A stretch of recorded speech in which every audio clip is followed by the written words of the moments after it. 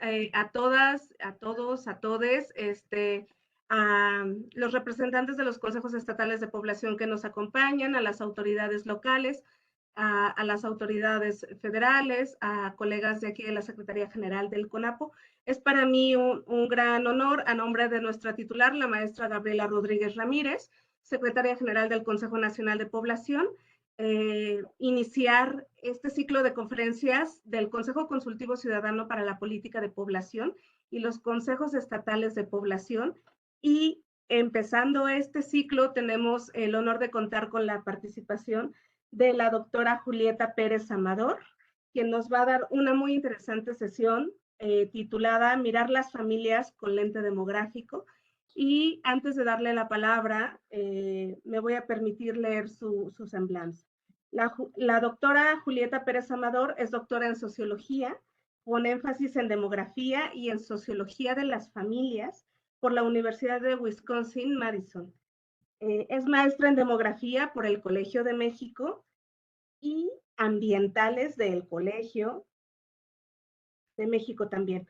Sus líneas de investigación son la demografía de las familias, el curso de vida y el tema de la desigualdad, así como la sociodemografía de la juventud y la transmisión intergeneracional del comportamiento demográfico. Es muy importante destacar que ha escrito numerosos artículos científicos y de divulgación, ha participado en innumerables congresos, tanto nacionales como internacionales, y ha dirigido varias tesis de licenciatura, de maestría y de doctorado sobre las temáticas antes referidas, y como ven, es una gran experta en el tema que hoy nos ocupa, por lo que le doy la bienvenida a nombre de la Secretaría General del CONAPO y le doy la palabra. Muchas gracias, doctora Julieta Pérez Amador. Muchas gracias por la presentación, Carla. Pues buenas tardes a todos. Es un placer para mí estar aquí con ustedes esta tarde y compartirles estos temas que me apasionan. Quiero agradecer en primer lugar a la maestra Gabriela Rodríguez, secretaria general del CONAPO, por la convocatoria y a todo ese equipo logístico por hacer posible esta presentación. También quiero agradecer a la doctora Rosario Cárdenas por su invitación y bueno, al Consejo Consultivo Ciudadano para la Política de Población, que me parece fenomenal que esta vez se hayan interesado en este tema. Desafortunadamente no puedo estar en el Colegio de México transmitiendo con ustedes porque tenemos unos problemas logísticos por allá, pero estoy en casa, mi casa es su casa, valga la redundancia, pero bueno, están aquí mis perros también, entonces esperemos que no nos vayan a interrumpir ladrando, pero si acaso sucede les pido una disculpa de antemano. Voy a compartirles mi presentación y bueno, ustedes pueden poner sus preguntas en el chat y al final, bueno, pues podremos tener una conversación, espero, sobre las temáticas que yo aquí les voy a compartir. Bueno, entonces voy a compartir mi presentación y les pediría a Ileana, Carla, si me ayudan a estar seguras de que todo está bien. ¿Sí? Voy a... Ya se ve, solo si le pone, por favor, en modo presente. Ah, ya está, perfecto. Ok, muchas gracias. Bueno, ahora déjenme hacer chiquito esto para yo poder ver mi presentación.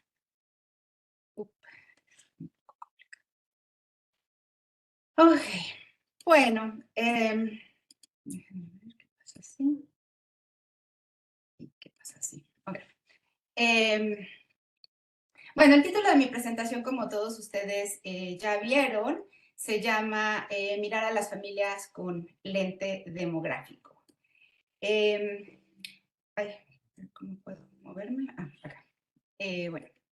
Entonces quiero empezar con una pequeña introducción en donde quiero platicar con ustedes qué es lo que estudiamos los demógrafos de las familias. La demografía de las familias es el estudio de la composición de las familias, de las relaciones intergeneracionales y de género que ligan a los individuos en familias y hogares. Es el estudio de la formación y disolución de hogares y familias y de los arreglos residenciales de los individuos. Los temas en la demografía de las familias son comúnmente formación de uniones, ya sea matrimonio y unión libre, disolución de uniones, ya sea separación y divorcio, homogamia o emparejamiento conyugal, que quiere decir como que qué tan cercanos en estatus o en características sociodemográficas son las personas que se unen unas con otras. El estudio de la fecundidad, que por supuesto esto lo compartimos con los tradicionales temas de la demografía.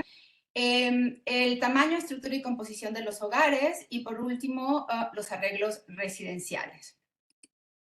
Ver las familias con lente demográfico significa que como todo demógrafo, los demógrafos de las familias pensamos en términos de tasas, probabilidades, población expuesta al riesgo, descomposición, que quiere decir separar efectos de estructura contra efectos de cambios reales, efectos de edad, corte y periodo, y eventos en el curso de vida.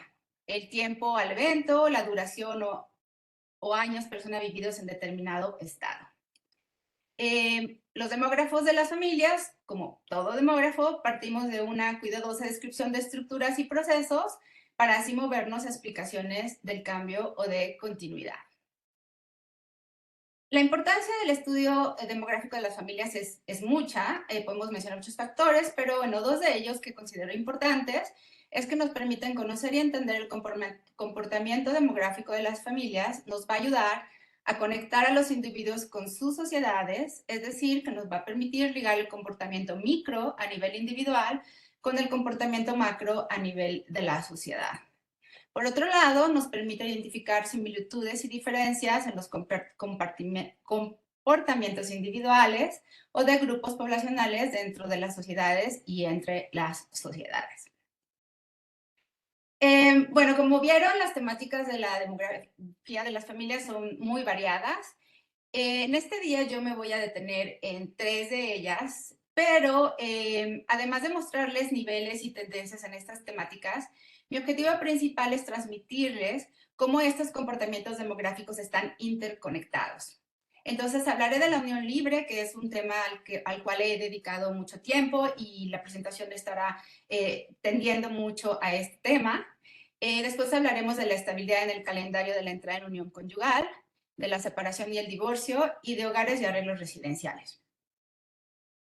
Bueno, entonces voy a comenzar con la unión libre, que es un fenómeno demográfico que ha aumentado mucho en todo el mundo, pero también especialmente en los países de América Latina. Pero a diferencia de otras sociedades, la sociedad latinoamericana ya se caracterizaba desde hace mucho tiempo, desde los tiempos de la colonia, por tener una dualidad en el sistema de formación de uniones, donde ya existían las uniones libres como forma de unión conyugal. Pero a partir de los años 90 se dio un impresionante incremento en la unión libre en muchos países latinoamericanos. En la barrita azul vemos el nivel de unión libre como porcentaje del total de uniones en mujeres de 20 a 24 años, con datos censales de la ronda censal. 90 y de la ronda censal 2000. Entonces, al principio durante la década de los 90, la unión libre en México no aumentó demasiado. De hecho, se llegó a colocar en el año 2000 como el país de la región latinoamericana con el menor porcentaje de la unión libre. Entonces, mientras en otros de los países, como podrán ustedes ver, Colombia, Argentina, Brasil, la unión libre aumentó muchísimo, en México se mantuvo constante. Aumentó, pero no aumentó a grandes niveles. Pero en la década del 2000, y ya para situarnos en 2010, sí hubo un aumento muy importante en la unión libre, y entonces México llegó a colocarse aún con un país de poca unión libre, pero ya con un incremento muy marcado. Entonces, ¿qué quiere decir este aumento de la unión libre en el contexto donde ya teníamos unión libre? Bueno, pues en primer lugar es como ver cómo esta unión libre se expandió de una manera geográfica. Estos mapas que provienen del trabajo de Esteve y colegas en 2012 nos dejan ver el porcentaje de uniones libres como porcentaje del total de uniones a nivel estatal en Latinoamérica y el Caribe.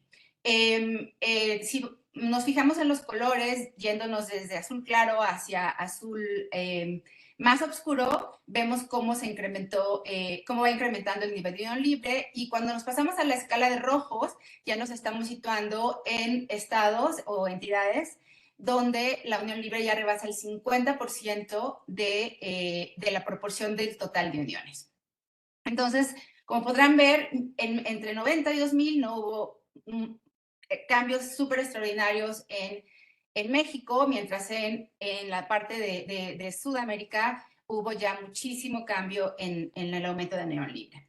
Pero para el año 2010, como ya les mencionaba, pues en México pasamos, ya se dio este incremento de la unión libre, y ya podemos observar en el mapa de 2010 bastantes municipios, ahora estoy a nivel municipal, bastantes municipios en los que ya encontramos proporciones mayores al 50% e incluso mayores al 75%. Entonces, en primer lugar, pues este aumento en la unión libre en México, de cierto modo, se dio en todos los niveles geográficos de nuestro país, a lo largo de nuestro territorio. Otra, bueno, aquí se ve con mayor claridad la diferencia entre 2000 y 2010. Entonces vemos efectivamente cómo se incrementó casi en todas partes, incluso en el Bajío, que es la parte donde más blanco se ve este mapa. En 2000, pues también ya empieza a colorearse en el 2010. Bueno, además, el incremento de unión libre también se dio, su explosión y expansión, como le llamamos, se dio también en distintos grupos sociales. Si nos aproximamos a estos grupos sociales utilizando como aproximación el nivel educativo, pues podemos también observar cómo el aumento de la unión libre permeó a todos los grupos educativos, ¿no? Aún sigue manteniendo un gradiente, que esa es una característica de la unión libre, tanto en Latinoamérica como en México sobre todo. Existe un gradiente negativo, educación, unión libre, que quiere decir que a mayor nivel educativo, menor proporción de unión libre. Pero aún manteniendo su gradiente negativo, observamos un incremento importante en la proporción de uniones libres, incluso entre las mujeres con educación, con 13 años y más de escolaridad, que equivale a la universidad, un aumento del 10% en la proporción de uniones libres respecto al total de uniones, a un 25%, lo cual quiere decir que una de cada 4 uniones es una unión libre, incluso entre las mujeres universitarias, por llamarles de esta manera. Otra manera de ver este aumento es también cómo la unión libre permeó por nivel, en todos los niveles socioeconómicos, es enfocándonos en el ingreso. Y aquí mostramos también el porcentaje de uniones en comparación con el total de uniones. Uniones, ya sea matrimonio en azul o unión libre en anaranjado, por nivel de los deciles de ingreso. Y entonces aquí vemos en el año 2000 que estaba, no necesariamente con una tendencia, pero sí se veía un aumento, mayor proporción de unión libre en los deciles 2 y 3 y 4 con respecto a otros. Pero lo que sucede impresionantemente ya para el año 2000 es que al final al inicio de la distribución del ingreso, es decir, en los deciles 1 y 2 ya observábamos un 30% de uniones libres, y en los deciles más bajos, más altos de ingreso, el 9 y el 10, observábamos los niveles que en 10 años antes observábamos en los 1 y 2, ¿no? Niveles del 10%. Entonces, pues eso quiere decir que también permeó a lo largo de los estratos sociales. Bueno, este incremento de la unión libre también ha traído cambios en su dinámica. ¿Qué quiero decir con ello? Si podemos pensar que las personas podemos iniciar una unión, ya sea optando por un matrimonio o por una unión libre, digamos que analizando cohortes de nacimiento, podríamos ver cómo esta opción ha cambiado. En 1955, para la generación, perdón, para las mujeres nacidas en 1965-1964, que es el renglón más bajo en su pantalla, observábamos que el 75% de las mujeres, cuando iniciaban una unión conyugal, esta unión conyugal era un matrimonio. Y el restante, 25%, iniciaba una unión conyugal entrando en una unión libre. Pero de este color anaranjado, incorporando también el pedacito de 10.8%, ese es el 25%, y de ese 25%, 44%, que es este 10.8%, pasaba a formar un matrimonio. Es decir, entraban en unión libre, pero años más tarde o meses más tarde, esa unión libre se convertía en un matrimonio. Y en contraste, para la generación 75-84, ya veíamos que la unión libre había pasado ahora a conformar el 43% digamos, de la preferencia de inicio de unión, y únicamente 31% de ese 43% se convertía en un matrimonio al momento de la encuesta, de observación de la encuesta, ¿no? Entonces, estos porcentajes son pues muy intuitivos, sin embargo, no representan como, digamos, una tasa cruda que no toma en cuenta que estos dos riesgos, de cierto modo, el riesgo de entrar en unión o el riesgo de entrar en unión libre, están en competencia. Entonces, si lo vemos de una forma ya tomando en cuenta que simultáneamente uno puede escoger la unión libre y el matrimonio y sacando las tasas demográficas correspondientes para poder pasar a estos eventos, podemos separar lo que ha sucedido con la unión libre en términos de qué papel juega en la dinámica y en el proceso de formación de uniones. Lo podemos pensar de esta manera. Han cambiado las probabilidades de que, tanto de que una persona soltera entre en unión libre o en matrimonio, y que sería pasar del estado 1 al 2 o al 3 de manera, digamos, en competencia. Y luego, ¿qué sucede cuando una persona en el estado 2, ya una vez en unión libre, cambie al matrimonio?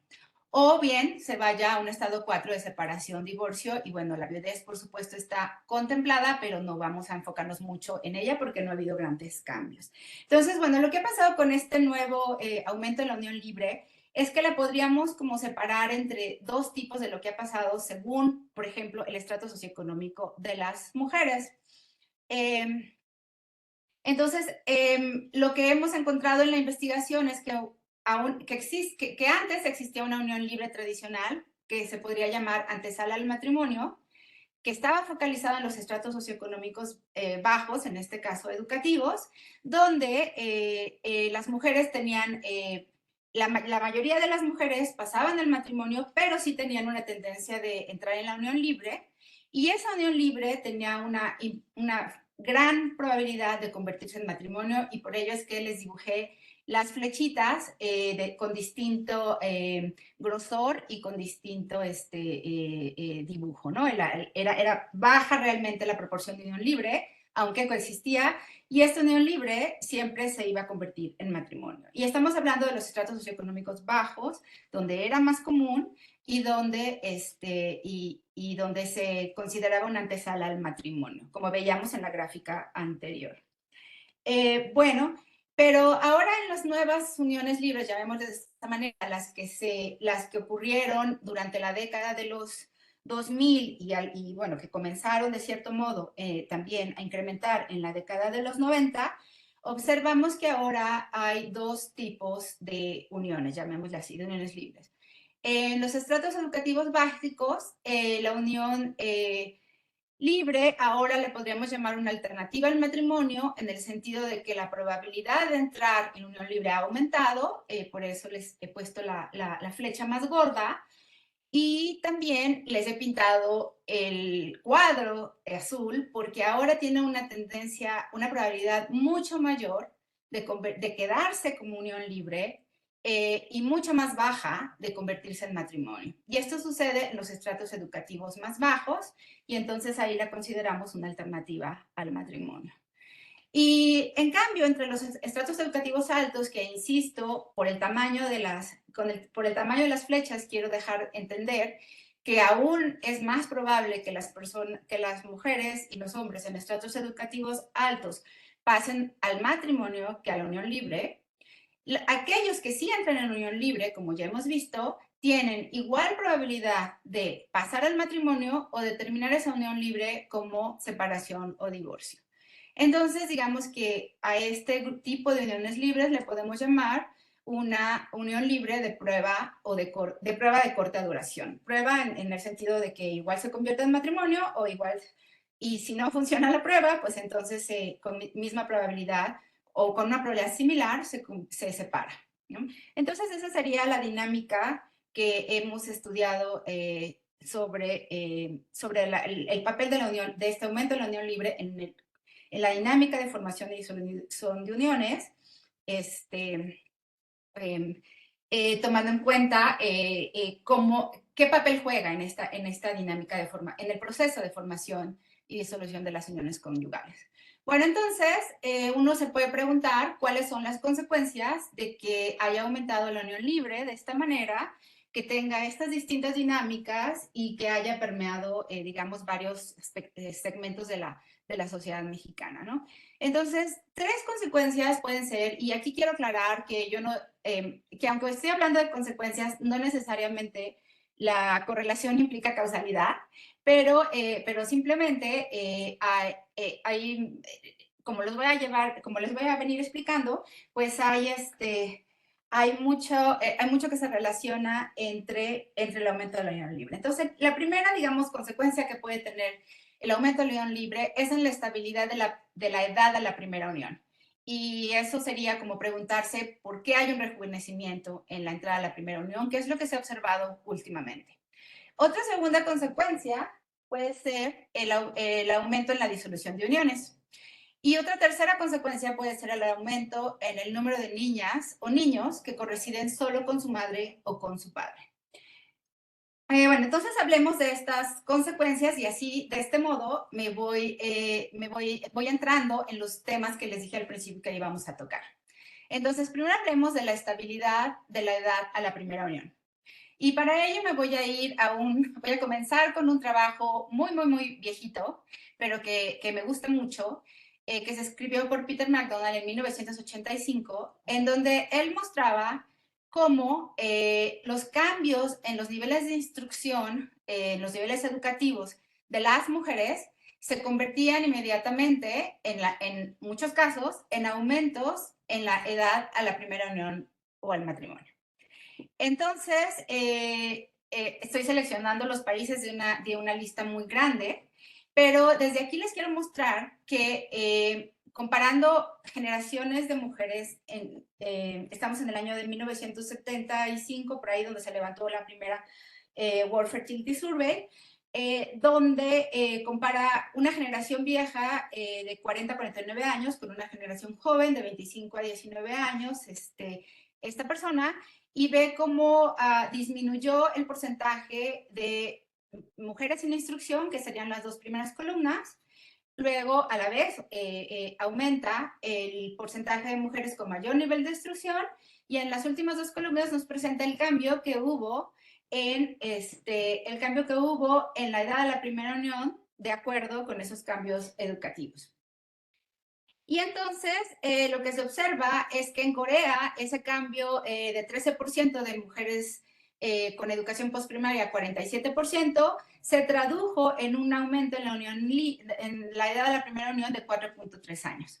En Sri Lanka de 1.3 años, perdón, en Sri Lanka de en Corea de 5 años, en Sri Lanka de 4.3 años y en Jordania de 1.3 años. Mientras tanto, en Kenia, en México y en Costa Rica, los cambios fueron mínimos. En Kenia, bueno, ningún cambio. En México solamente de 0.6% y en Costa Rica de 0.3%. Y bueno, y les pongo esto que es tan antiguo de cierto modo, porque finalmente es la realidad de la edad no de que la edad a la primera unión continúe en 19 años en México, sino que simplemente no ha cambiado tanto a través del tiempo.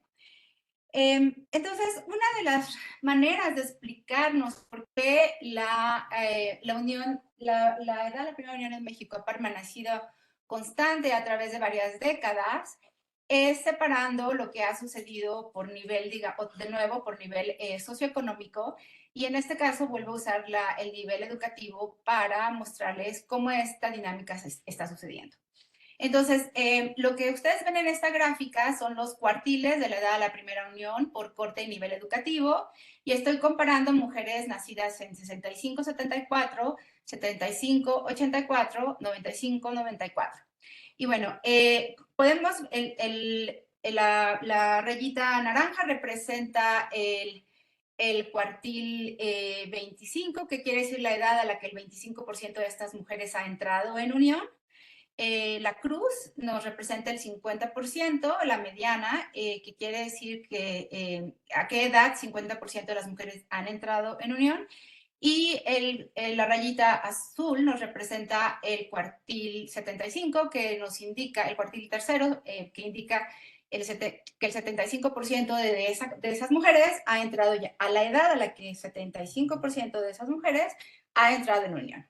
Entonces, lo que podemos observar, pues claramente, es que entre las mujeres con primaria, la edad mediana a la entrada en unión conyugal se ha rejuvenecido. Ha pasado de 18.5 años de las mujeres nacidas en 65-74 a 16.6 entre las nacidas en 95-94.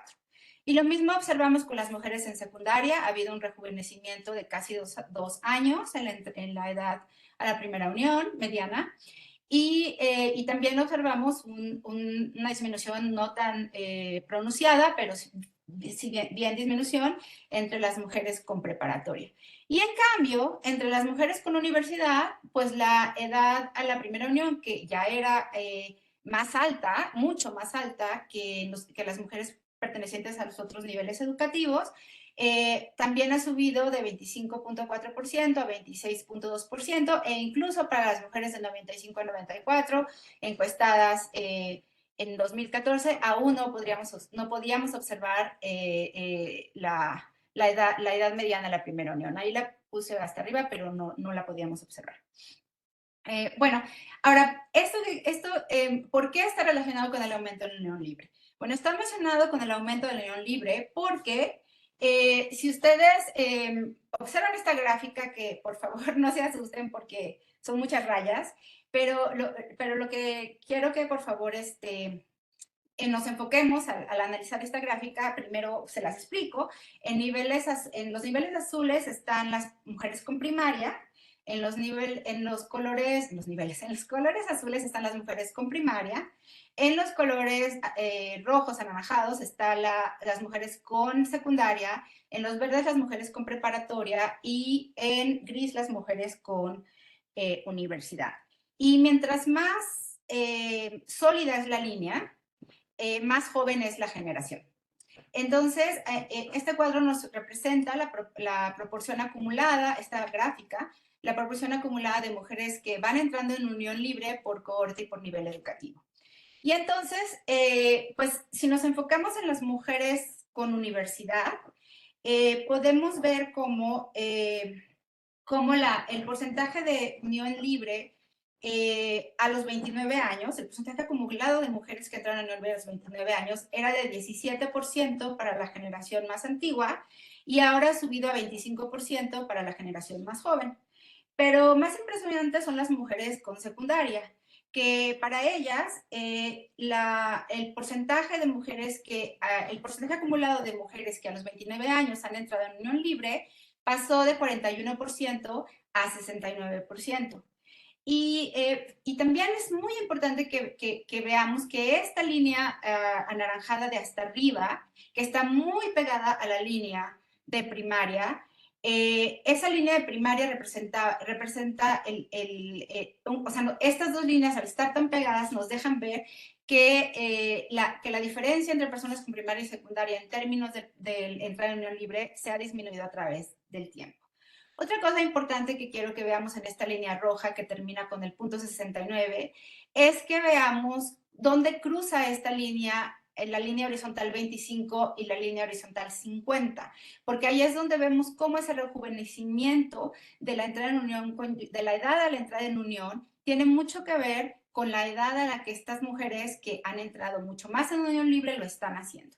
Entonces, para las mujeres con secundaria en esta línea roja que les decía, ya vemos que 25% de ellas a la edad de 17 años ya habían entrado en unión libre, y además también observamos que a la edad de 20 años 50% de ellas ya había entrado en una unión, en unión libre. Entonces eso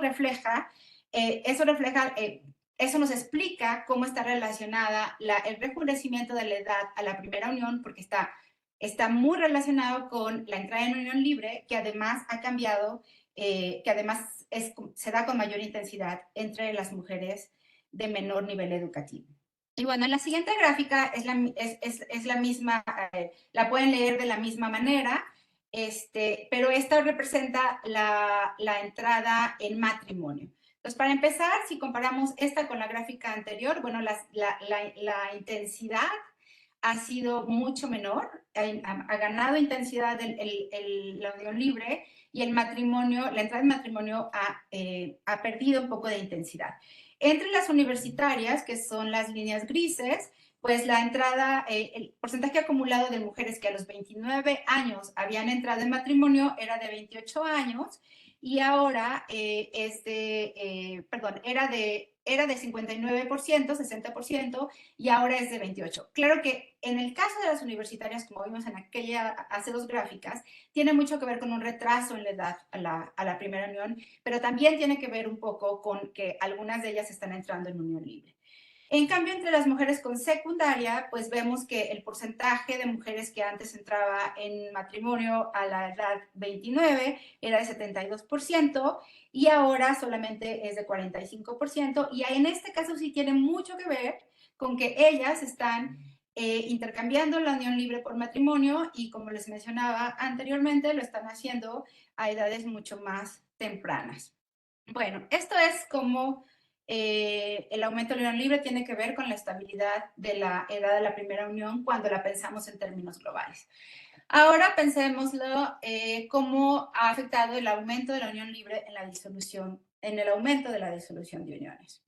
Entonces, para ello, y volviendo a una gráfica de este tipo, que esta tiene un poquito menos líneas, así que es un poco más fácil de leer, pero de la misma manera, líneas más sólidas son la corte más joven, líneas menos sólidas son la corte más antigua. Y aquí se los presenté por tamaño de la calidad de residencia, porque también es muy interesante cómo estas dinámicas ocurren de manera distinta por tipo de localidad de residencia. Entonces, las líneas azules representan las mujeres que viven en localidades rurales al momento de la encuesta. Este es en ADI 2014. Las naranjas representan el urbano bajo, las verdes representan el urbano medio, y las grises representan el urbano alto. Y entonces aquí observamos el cambio entre cohortes en todos los niveles de tamaño de la localidad de residencia, en el aumento de la unión libre, y donde nos destacan, por supuesto, las mujeres metropolitanas de la generación nacidas en 75-87, donde ya vemos casi que una de cada tres mujeres en unión conyugal va a terminar su unión en disolución o divorcio a la duración 14 de esa unión. Entonces vemos un aumento sistemático. Ahora, ¿por qué tiene que ver con la unión, con el aumento de la unión libre? Porque, y aquí les exageré el grosor de las líneas, pero estos son datos de la encuesta de la dinámica demográfica 2011 para mujeres urbanas, porque la encuesta solamente se levantó en población urbana. Y entonces esta es la probabilidad, la proporción acumulada de uniones conyugales disueltas por tipo de la unión. Entonces aquí vemos que las uniones que son matrimonio a la duración 15 años, 14% de ellas han terminado en disolución, ya sea por separación o por divorcio. Y en cambio, vemos que a los 15 años, 46% de las uniones libres han terminado en disolución. Y eso tomando en cuenta que algunas de esas uniones libres van a pasar a formar van a pasarse, digamos, a la línea de abajo, que es formar un matrimonio. A la duración 5, vemos que un cuarto, me estoy refiriendo a donde se cruza la línea horizontal punto 25, a la duración 5, ya un cuarto de las uniones libres termina en disolución. Entonces, si uno hace un ejercicio de multivariado, son muchas las razones por las cuales una unión puede terminar en divorcio o separación, y entonces si uno hace un análisis adecuado en el que toma en cuenta muchas otras características, y no se fijen mucho en los números, sino más bien en la dirección de las barras, y pensamos que las barras que van hacia la izquierda hacen que están relacionados con que una unión no se disuelva, y las características que tiene una barra hacia la derecha nos dicen que se relacionan con mayor probabilidad de que una unión se disuelva.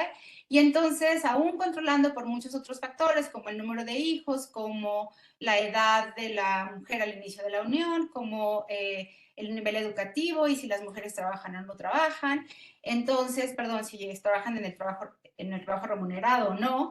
Entonces vemos que por mucho la variable más importante que nos predice si una unión va a terminar en disolución o matrimonio es si esa unión es unión libre. Y de hecho, bueno, hay uno de mis estudiantes que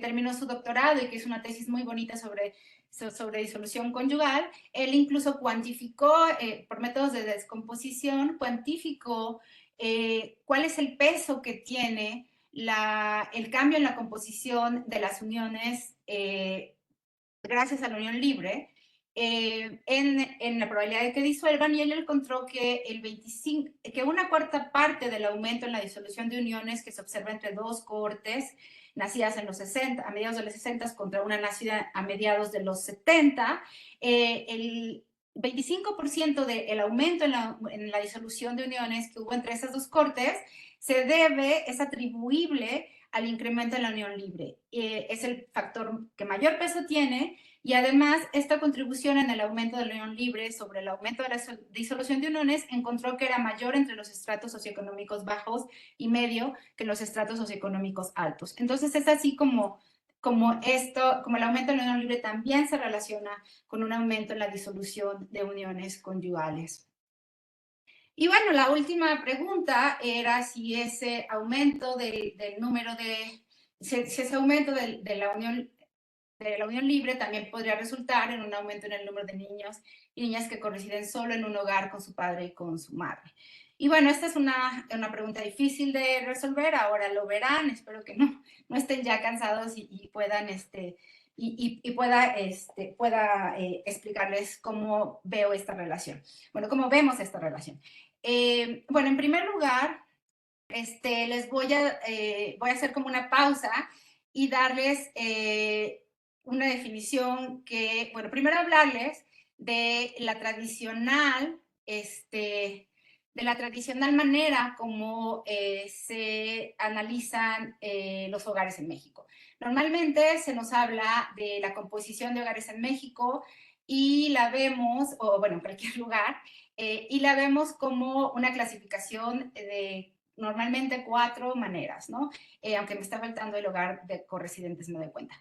Pero bueno, la primera es ver los hogares nucleares en los cuales corresiden un núcleo familiar, que es lo conocido como uno o dos padres con uno o más hijos, y sin ningunos otros parientes. Luego vienen los hogares ampliados, donde además de ese núcleo encontramos familiares, y luego vienen los compuestos, donde además podemos encontrar familiares y no familiares. Y bueno, y los hogares unipersonales, donde solamente habita una persona y por ello no se consideran unipersonales, y por alguna razón no tengo los hogares corresidentes, mil disculpas, no me acuerdo por qué. Bueno, entonces esta es la distribución en la composición de hogares, lo que normalmente vemos en muchos lados. Y bueno, lo que podemos observar es que ha aumentado el porcentaje de hogares ampliados, y que ha disminuido el porcentaje de hogares nucleares. Pero finalmente esta composición de hogares pues es como muy cruda y no podríamos ir a contestar preguntas como la que nos estábamos haciendo hace un rato. Entonces, podríamos desagregar esta clasificación de hogares, podríamos desagregar a los hogares nucleares como en distintos tipos, ¿no? Podríamos decir, bueno, dentro de los hogares nucleares va a haber parejas con hijos, que aquí nos representan la barra azul, pero también va a haber parejas con hijos, obviamente, perdón, lo dije mal, la pareja con hijos es el azul. Puede haber parejas sin hijos, que son los grises y que en esta gráfica vemos que van en aumento.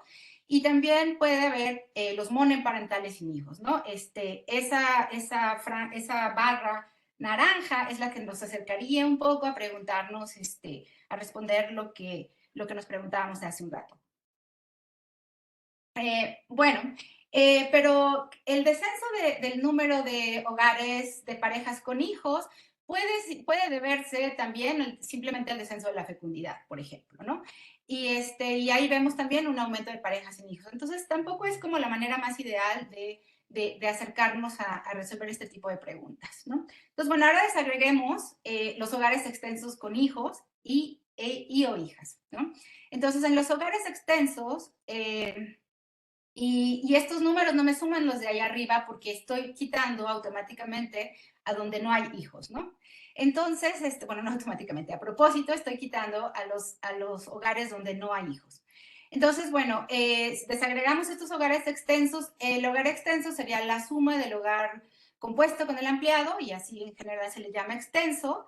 Y entonces tenemos parejas con hijos y otros parientes, tenemos monoparentales con hijos y otros parientes, y tenemos parejas con hijos y abuelos, y le pongo entre paréntesis porque los abuelos solamente, en este caso, solo detectados a través de la pregunta típica con que se hace esta clasificación, que es las relaciones de parentesco con respecto a la persona de referencia o jefe del hogar. Y también tenemos monoparentales con hijos y abuelos.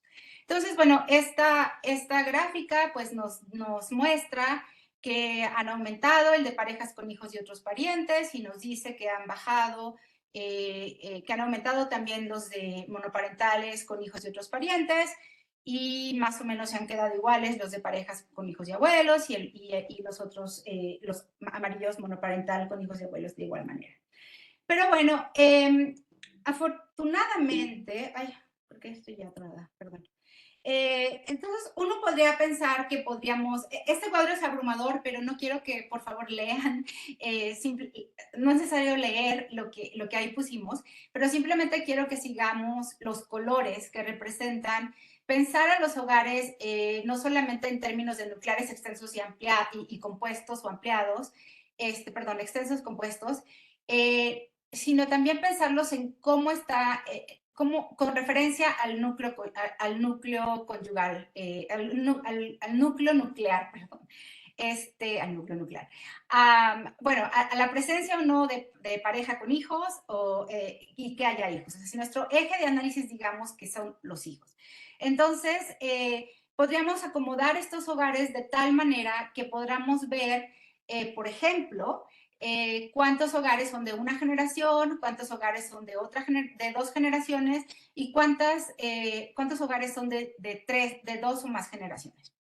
Y entonces, tomando estas clasificaciones, pues observamos, se las voy a resumir acá, tomando en cuenta, por ejemplo, a ver, ya no voy a decir ampliado, compuesto, nuclear, sino lo que me interesa es decir cuántas generaciones están conviviendo en un hogar. Entonces podemos ver que, bueno, hogares de dos generaciones vienen disminuyendo, hogares donde conviven tres generaciones vienen aumentando, hogares de una sola generación también han aumentado un poquito, y bueno, allá arriba tenemos el resto de la clasificación, que son hogares multigeneracionales y que son muy pequeños, ¿no?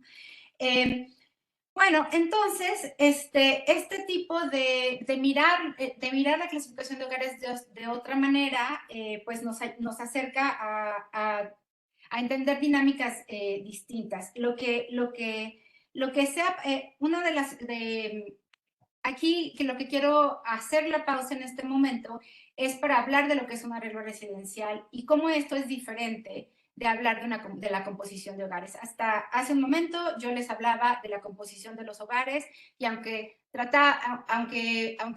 tratamos, mis colegas y yo, como de desmenuzar esa composición esa clasificación tradicional de los hogares, tanto extendiendo lo que son los hogares nucleares como extendiendo lo que son los extensos, incorporando si viven con abuelos o no, y por último viendo cuántas generaciones corresiden en los hogares y si eso ha cambiado en el tiempo.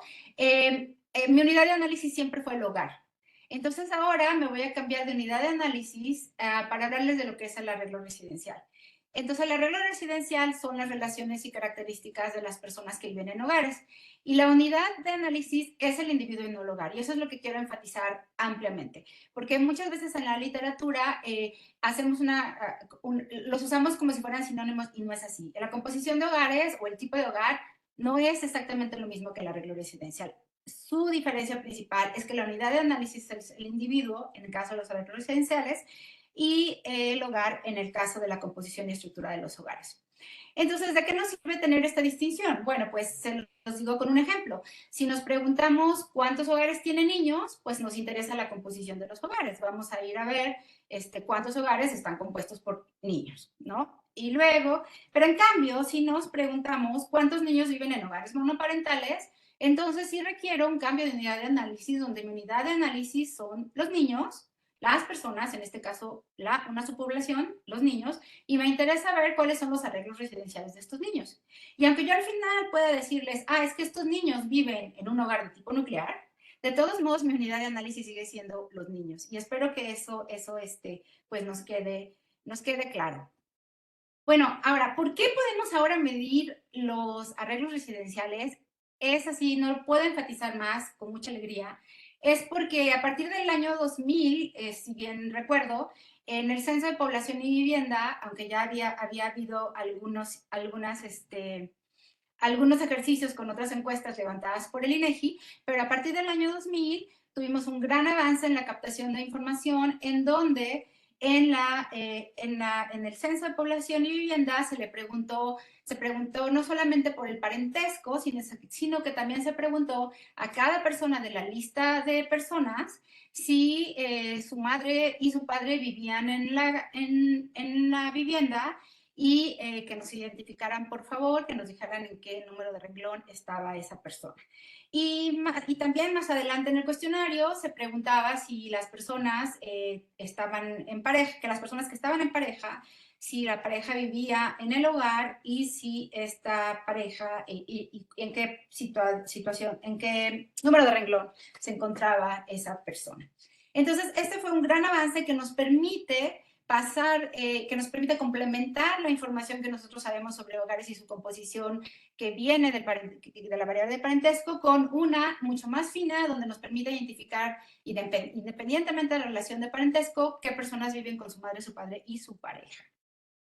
Y entonces, este cuadro es así un poco abrumador también, pero quiero que lo vayamos pensando de arriba hacia abajo, en el sentido de que utilizando tanto la información de parentesco con el jefe del hogar, como la presencia de madre y madre, de padre y madre, que la puedo obtener gracias a la pregunta que les acabo de mostrar, y el tipo de hogar que se calcula de la manera tradicional, utilizando la relación de parentesco con el jefe del hogar, puedo tener una clasificación donde me puedo acercar a contestarles esa pregunta de si los niños ahora están viviendo en mayor proporción o menor proporción con o sin uno de sus padres, o sea, en hogares monoparentales. Y entonces, pues miren, digamos que el cuadro de lo de hasta abajo está contenido en lo de arriba y lo de arriba está contenido en lo de medio, perdón, y lo de medio está contenido en lo de hasta arriba. Simplemente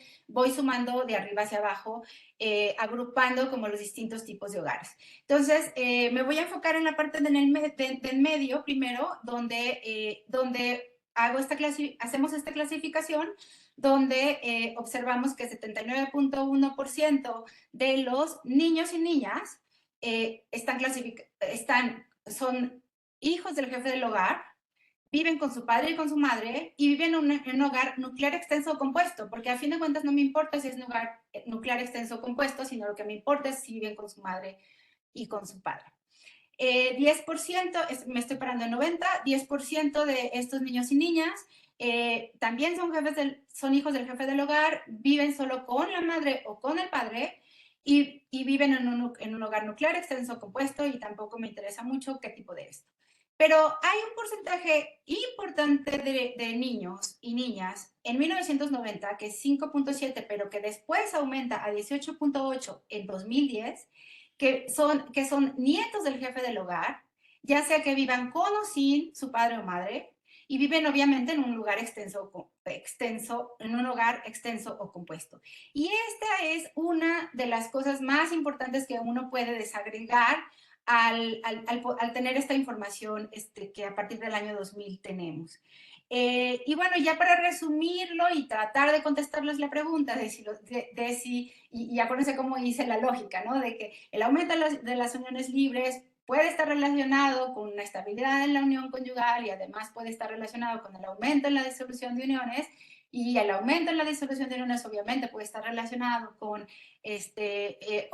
tipos de arreglos residenciales más diversos entre los niños. Bueno, pues aquí les puedo decir que, bueno, es difícil contestar la pregunta si ha aumentado el número de niños que viven en hogares monoparentales, si lo veo desde la perspectiva del hogar nuclear versus el hogar compuesto, porque finalmente estos niños pueden estar viviendo con uno de los dos padres o sin ellos, pero en uno donde corresiden con sus abuelos, ¿no? Entonces, en la última, en lo más abajo de este cuadro, entonces yo les puedo contestar, pero al revés, ¿no? Les puedo decir que efectivamente ha bajado el porcentaje de hogares, de niños y niñas que corresiden con madre y padre, ya sea en un hogar nuclear extenso o compuesto. Ha perdido 10 puntos porcentuales entre 90 y 2010, pero ha aumentado el de otro arreglo residencial de 15% a 28%. Y una manera de ilustrarlo es de esta manera. Podemos ver que la línea azul nos representa el número de niños y niñas que vive con ambos padres, y ese sí vemos un descenso, pero no vemos un descenso extraordinario. Y la línea anaranjada nos representa a los que viven con solo uno de sus padres, y esa realmente se ha mantenido constante, pero una de las cosas muy interesantes es que ha aumentado el porcentaje de niños y niñas que son nietos del jefe del hogar, ¿no? Eso es lo que podemos decir de esto.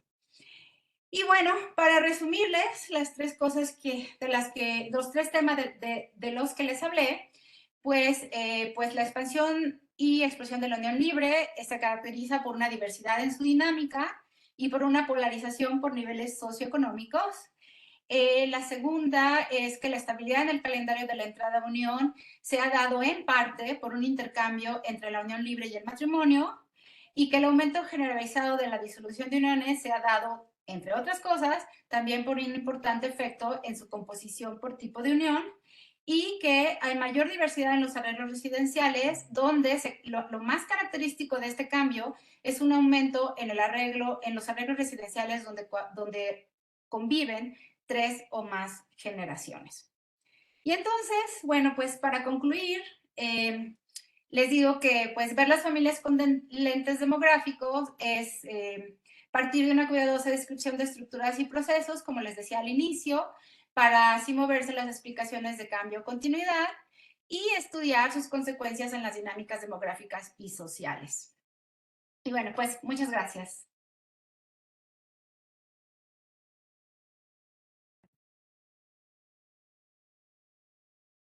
Muchísimas gracias a la doctora Julieta Pérez Amador, una muy, muy buena y extraordinaria sesión que nos permitió entender todas las aristas de las familias, como bien refiere en su título, desde este lente demográfico, ¿no? Y cómo la importancia de las uniones libres y todo el cambio que refiere del matrimonio, y bueno, esto esto último de los niños que tienen un rol importante, lamentablemente, como jefes de familia, de acuerdo a todos los cambios sociodemográficos que se han dado, pues nos deja importantes reflexiones. Entonces, le daría yo la palabra a la doctora Cárdenas por si quiere hacernos algunos comentarios antes de dar la palabra a nuestros asistentes.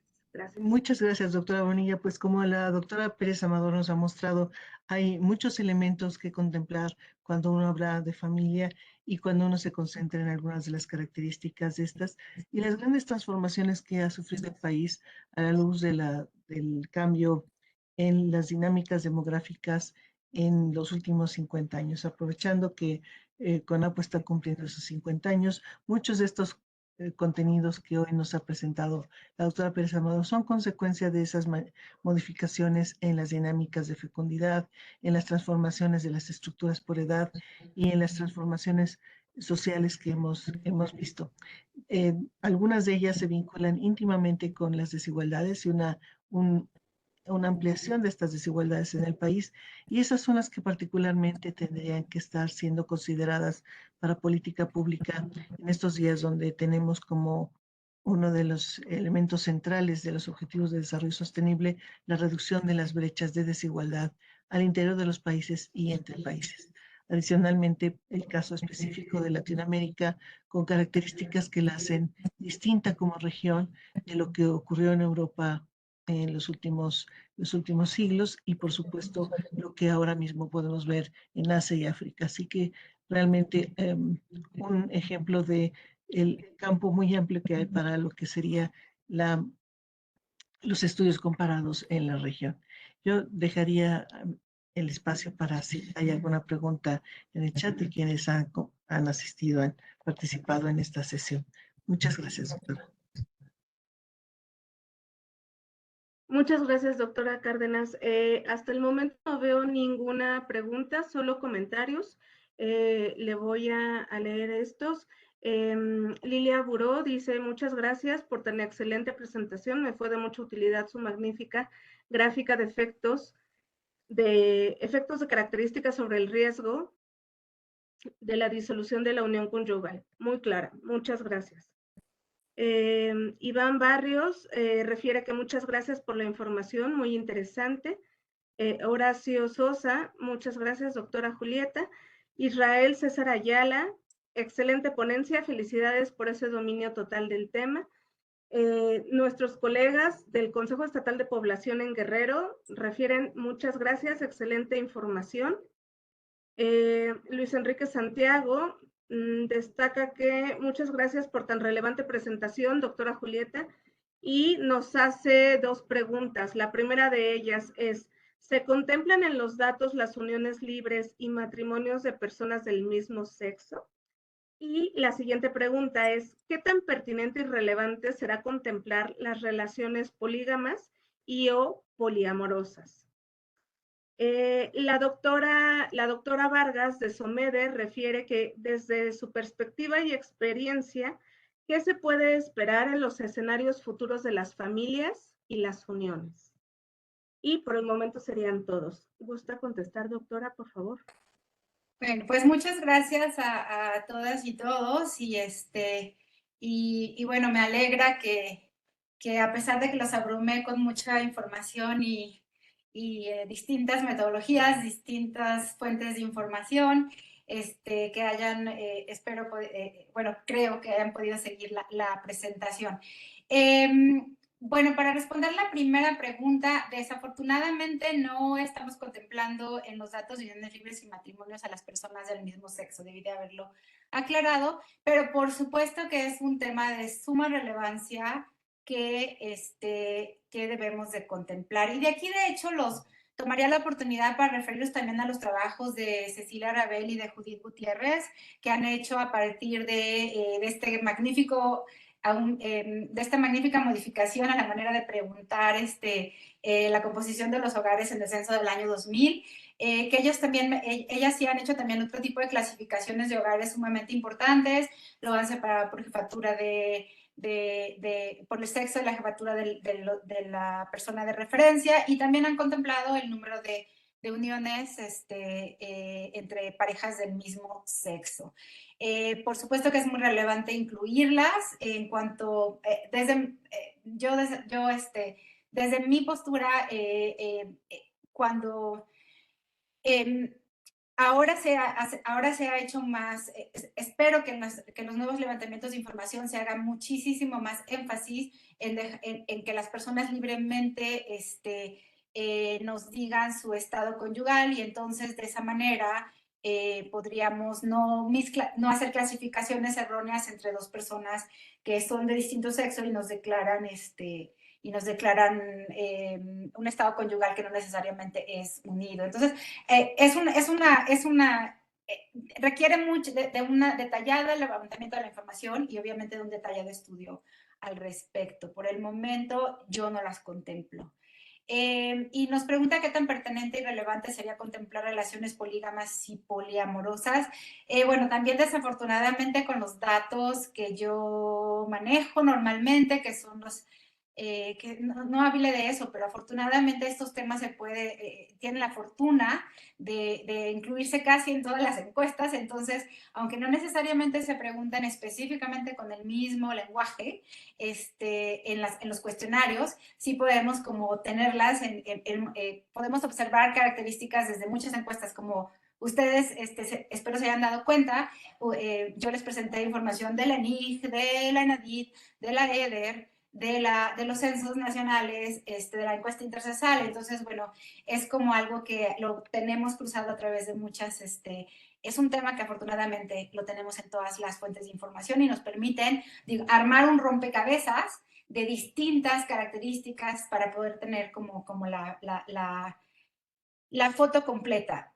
Bueno, la foto en algún caso y la película en otro caso, porque también tenemos afortunadamente datos longitudinales que nos permiten analizar estos fenómenos como procesos y no solo como fotos. Bueno, otro problema, nada más mencionar que las relaciones polígamas y poliamorosas también hay una complicación en su medición si estas relaciones no necesariamente conviven en el mismo hogar, ¿no? O sea, puede uno tener relaciones poliamorosas que rebasen la vivienda, y entonces, pues no, también eso complicaría su medición. Ahí yo llamo a mis compañeros demógrafos que son especialistas en análisis cualitativo a que a través de su perspectiva cualitativa pues nos vayan abriendo camino en el estudio de estos, de los matrimonios y uniones de personas del mismo sexo y de las relaciones polígamas y poliamorosas, para que en algún momento podamos movernos a medirlas en encuestas nacionales. Para responder la pregunta de Patti, buenas tardes. Desde mi perspectiva, ¿qué podemos esperar en el futuro? Bueno, voy a aprovechar esta pregunta de Patti para decir dos cosas antes de responderla. Una, que por supuesto hay problemas, o sea, los demógrafos de familias, así como los demógrafos de cualquier tema, nos vamos a enfrentar a varios problemas cuando hablamos de cambio y continuidad. Uno de ellos, que es muy importante mencionar, es que muchas veces depende de dónde nos paramos en el tiempo.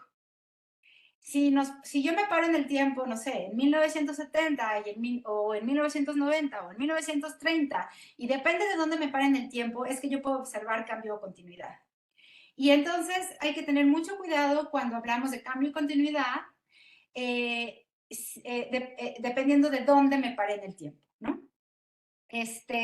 Hay un artículo muy bonito, un capítulo de un libro muy bonito de Albert Esteve y colegas, donde analizan el aumento de la unión libre empezando desde 1930. Yo se los enseñé aquí desde 1970.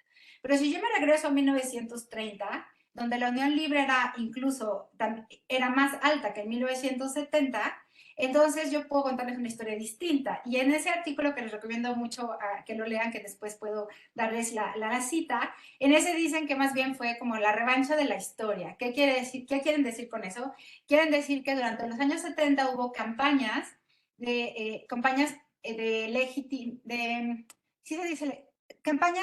para hacer que la unión libre transitara en matrimonio, de legalización, campañas de legalización de la unión. Y entonces esas campañas tuvieron mucho efecto y entonces muchas uniones libres se convirtieron en matrimonio.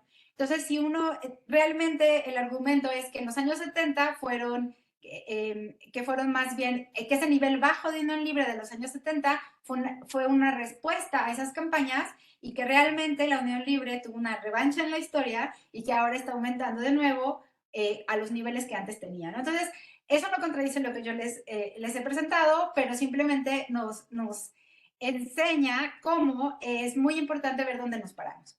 Otro segundo problema en analizar cambios y continuidades en los eventos relacionados con la democracia de las familias es que muchas veces asumimos, tenemos el supuesto de que los cambios van a ser lineales. ¿Qué quiero decir con eso? Que si ahorita observamos un cambio de aumento o de disminución, tendemos a suponer que eso va a ser lineal y que va a ocurrir a través del tiempo. Cuando un ejemplo que nos podía sacar de esta mirada sería precisamente el efecto que tuvo en aquella ocasión las campañas de legalización de la unión libre que se convirtiera en matrimonio, ¿no?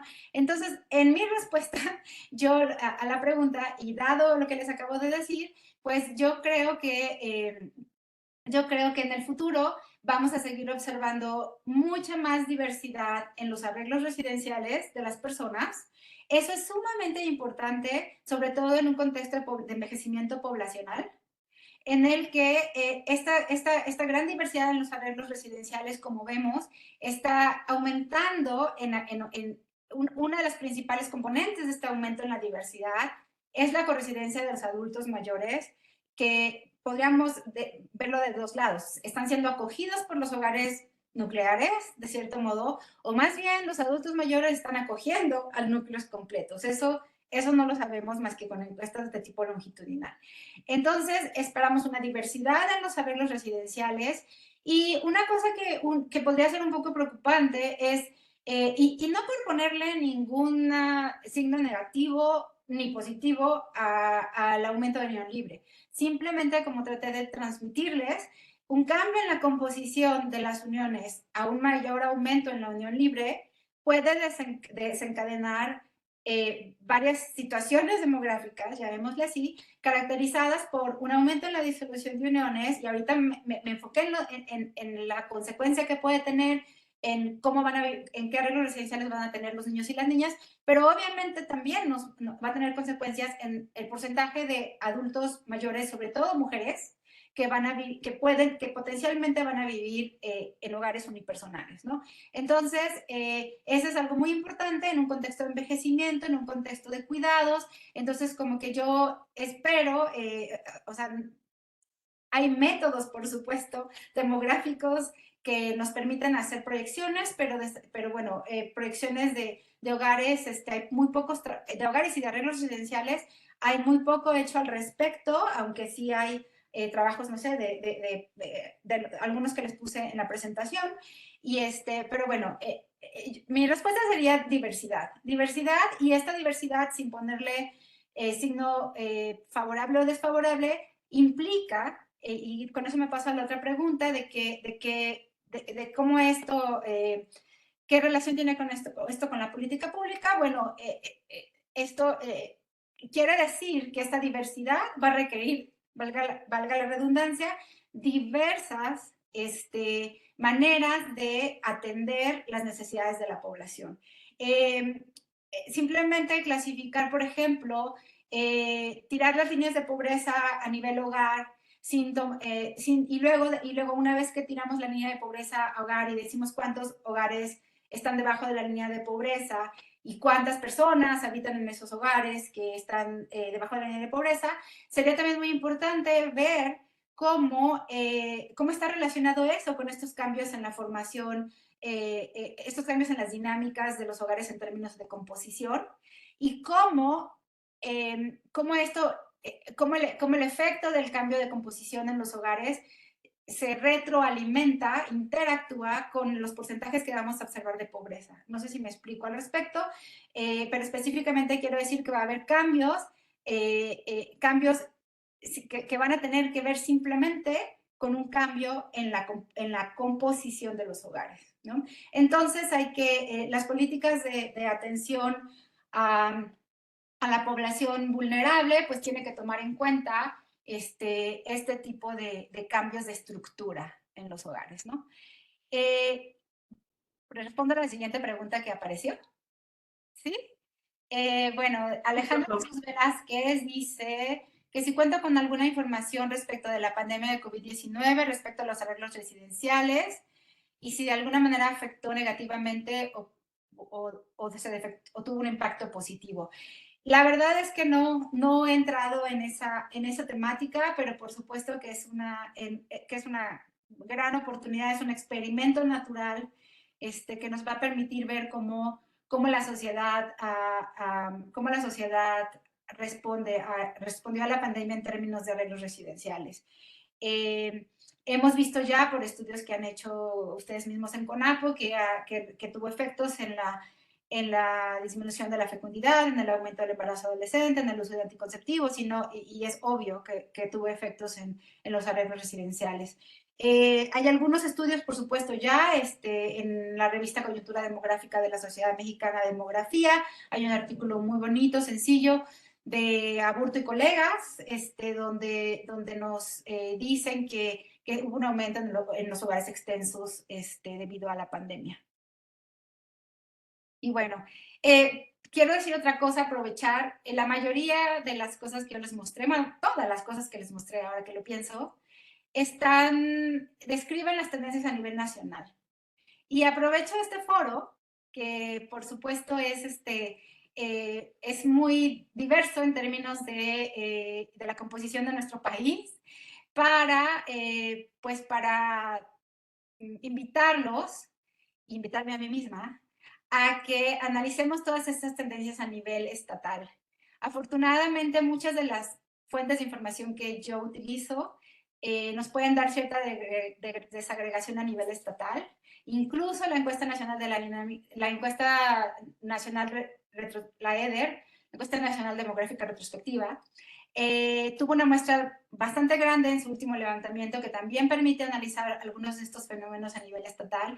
Y pues yo los invito a todos ustedes a que analicemos esto a nivel estatal o regional, porque las explicaciones que uno puede dar a nivel agregado no necesariamente se trasladan a nivel desagregado, ¿no? Y ese es otro de los problemas de analizar las familias con lente demográfico. No sé si hay más preguntas. Bien. Queda una más de la doctora Clara Salazar, Okay. En donde refiere que se pregunta si el aumento de la unión libre, si tiene el aumento de la unión libre una disminución en la fecundidad. Bueno, ese es un tema, por supuesto, muy importante. Yo lo omití a propósito porque no quería ir a los temas tradicionales de la demografía, pero efectivamente sí, las uniones libres siempre han sido espacios de reproducción, esta nueva corriente de unión libre sí está caracterizada también por ser espacio de reproducción. Y hay una diferencia importante, de nuevo, por nivel socioeconómico. Las uniones libres conformadas por mujeres con niveles socioeconómicos altos tienen una tendencia alta a, una vez nacido, de transitar al primer hijo nacido vivo, legalizar la unión. Entonces, en cambio, en las mujeres de niveles socioeconómicos bajos, la llegada del primer hijo no necesariamente acelera, sí la acelera, pero no con la magnitud de las mujeres de otro nivel socioeconómico a transitar a la primera unión. Entonces, sí, efectivamente son espacios de reproducción y siguen estando relacionados con una legalización de la unión. Por otro lado, también el efecto de tener hijos sobre la disolución de uniones es más fuerte a mayor número de hijos, menor probabilidad de disolución. Pero eso es más fuerte en los matrimonios que en las uniones libres. Entonces, también hay una dinámica muy interesante sobre la presencia de hijos en las uniones y su dinámica. Pero sí, claro, la disminución de la fecundidad no tiene nada que ver con el aumento de la unión libre, porque de hecho la disminución de la fecundidad empezó antes que la unión libre, pero sí la unión libre más bien tiene un papel importante en mantener los niveles de fecundidad al nivel que están, porque sí son espacios de reproducción. Muchísimas gracias, doctora Julieta. Son todas las preguntas. No sé, doctora Cárdenas, si tiene algún comentario. No, solo agradecerle a la doctora Pérez Salvador su amabilidad al habernos compartido el conocimiento que ha acumulado a través de sus varios años dedicada a investigar estos temas, y desde luego a todos quienes han asistido a la primera de las conferencias del ciclo 2024 del Consejo Consultivo Ciudadano para la Política de Población, y señalar que el próximo mes no será el último jueves cuando nos reunamos, porque coincide con Semana Santa. Será la semana previa para que todos estemos enterados y al pendiente de la información que CONAPO nos distribuya para el próximo mes. Gracias. Muchas gracias por el doctora espacio. Cárdenas. Y muchas gracias, doctora Julieta Pérez Amador, a nombre de la maestra Gabriela Rodríguez Ramírez, titular de la Secretaría General del Consejo Nacional de Población. Le agradecemos mucho esta excelente plática, a la doctora Cárdenas y a todas, todos y todes que nos acompañaron desde los diferentes rincones del país. Les agradecemos muchísimo y muy buena tarde. Hasta luego. Gracias. Hasta luego. Que tengan buena tarde.